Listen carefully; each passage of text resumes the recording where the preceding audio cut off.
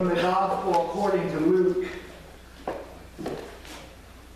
When some were speaking about the temple, how it was adorned with beautiful stones and gifts dedicated to God, he said, "As for these things that you see, the days will come when not one stone will be left upon another.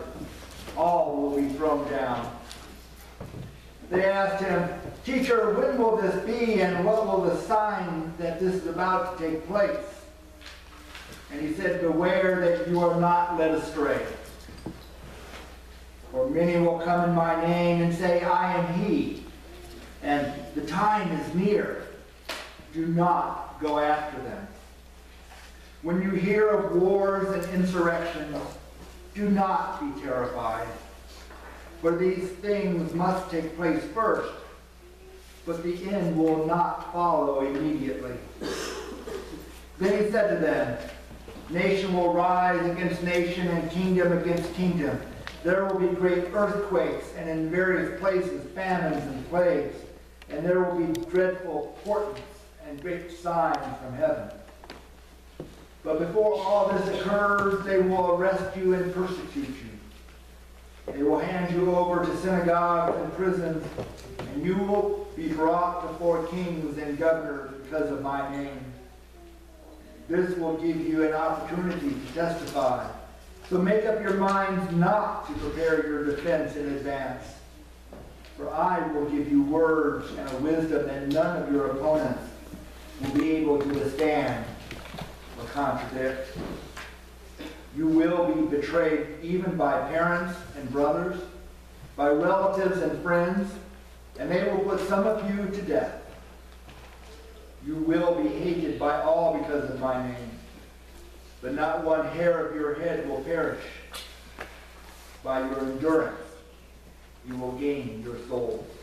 This is the word of God, the people of God. Thanks be to God.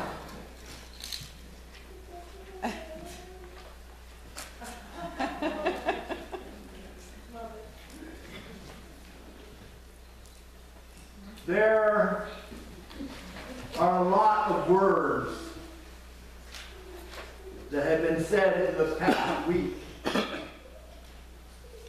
I thought, just out of curiosity, I would look up and see just how many words there are. Now, as I've told Belinda many times, God only gives you so many words to use in a lifetime. And my intent is not to use them before lunch. Words, words, words. We're surrounded by words. I looked up, and both the Oxford Unabridged Dictionary and what's the other one? Webster's, thank you. I forgot that word. Both of them agree that no one knows how many words there are in the English language. You believe that? Yes. Good.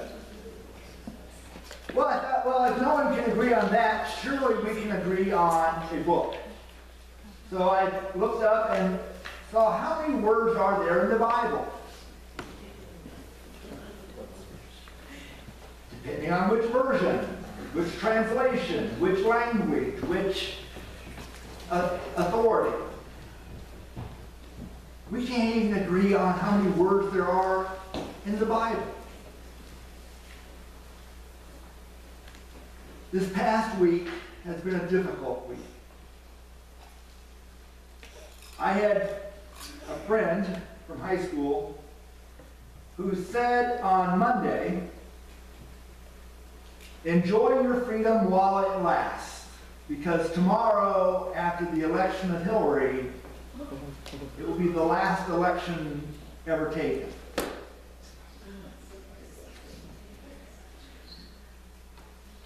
On Wednesday, the same friend said, "What a beautiful day. God is good." same person, same language, had an entirely different attitude about the same event.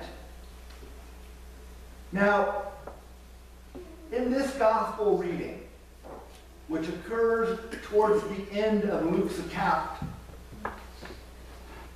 the disciples are with Jesus in the temple precinct.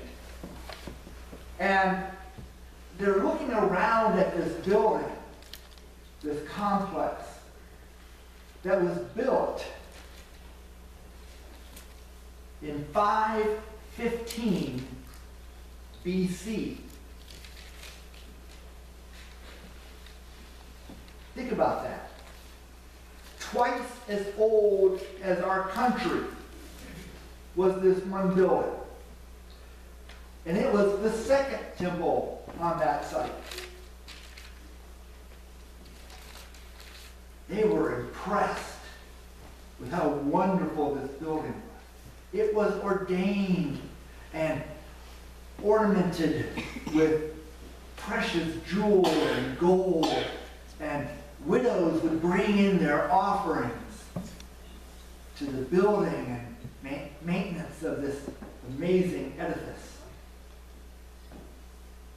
By the time Luke's account was written, that same building had been destroyed. The Roman legions under Vespasian came in and put an end once and for all to the problem of Palestine. The disciples thought this big, enormous, costly edifice would stand for all time, because that is how they understood their faith. God had punished the nation once before, sent them off into exile. But when they were restored, even though they had lost their independence, they had reclaimed their God. So the disciples said, "Isn't this amazing?" And Jesus, do you ever wonder what Jesus' tone of voice is? You know, I mean, sometimes it's either, "Guys, I gotta tell you, you're being real bonehead." Other times it's, "Hey, you got that one right."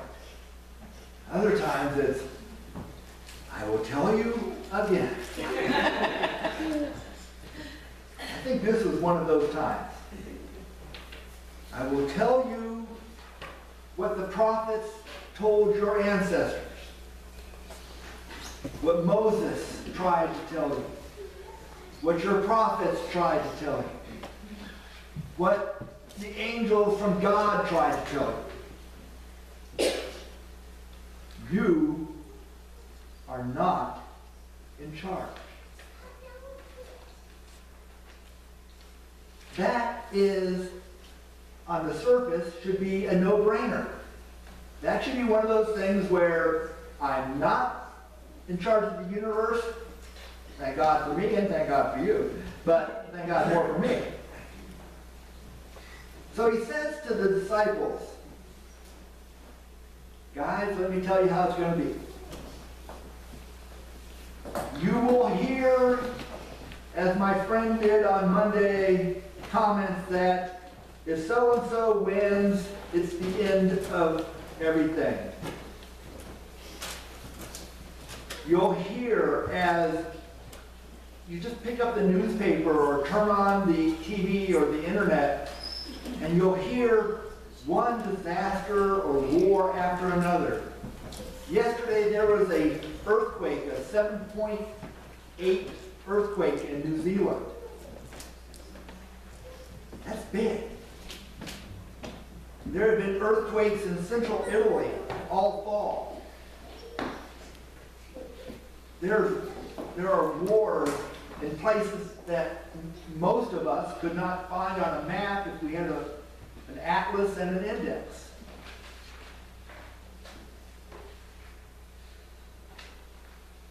And yet, we still try to say how things are going to be.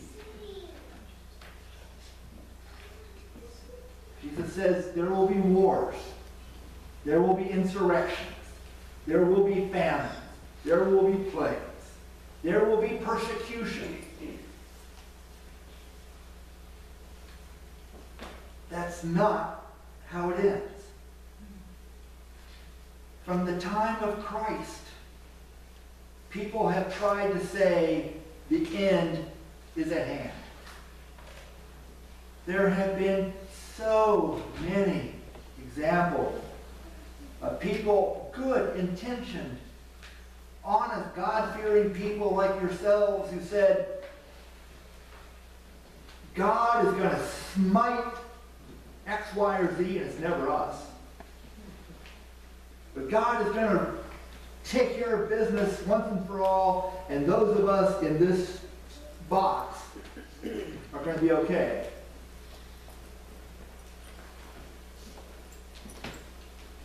But he says, don't listen to him. If those who say the church is dead, they may be referring to an institution, but they cannot be referring to God, the founder of that institution. Countries rise and fall. We are just one country in the history of the world. You look at a map of Europe over the centuries and watch the borders shift. All of those people who lived in those countries thought that they were in the promised land. They all thought that their institution, their church, their culture, their language would survive, while all others failed. So the disciples, looking to their teacher, say, how can this be? If God is with us, how can anything bad ever happen? So Jesus spells it out for them. You're not in charge. You are not the one who sets the eternal clock. It is God and God alone who knows when all this will be no more. All the effort that you have put into your life, all the effort that we have put into this church, all that one day will be gone. And then what?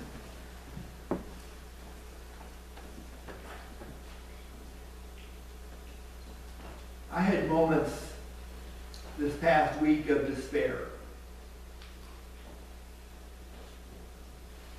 That friends were saying things about each other and about one candidate or the other that were just heartbreaking. And then I heard from a dear friend who now lives in London,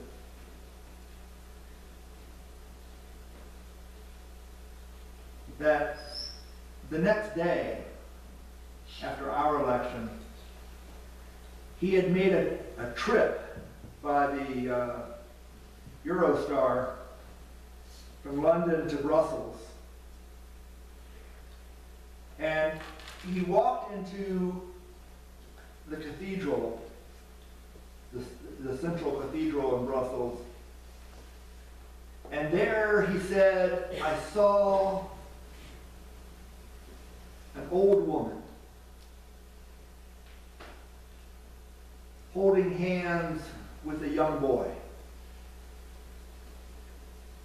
And there they stood in a side chapel oblivious to the noise in the world outside, unnoticed by the throngs coming in, either to worship or as tourists. And he said, I stood off to the side and watched them. Not a word was spoken. Nothing was done, except two people together for one moment in time. And he said, that night when I got back on the train heading back to London, he said, I thought about you.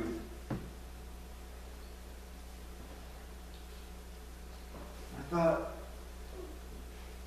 I hope he has someone to hold on to.